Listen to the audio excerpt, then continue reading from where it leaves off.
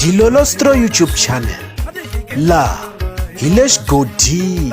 Tshikelela kunupu leyi nga tsariwa leswaku subscribe na xitlokwana u fike kona exigodini xa Mambela.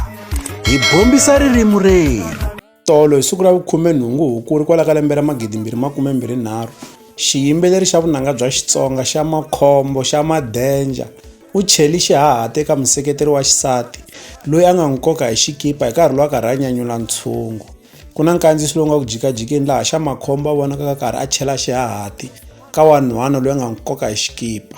A hi voneni nkandziyiso lowu hi ta tlhela hi chukachuka ku ya emahlweni.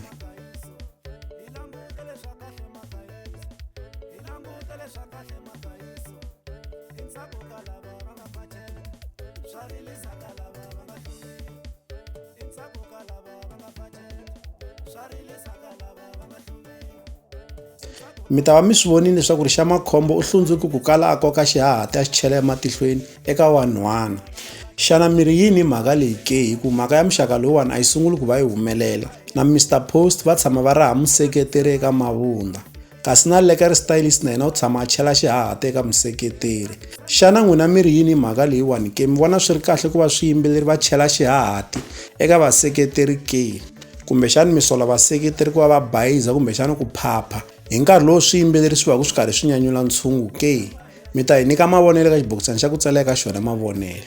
Laha ka nkandziyiso lowu a hi mi vikela hi ta mhangu leyi nga humelela eColumbia Lifestyle laha ka Dilolostro YouTube channel hi le xigodini. Leyi i channel ya n'wina ya ka Gasa.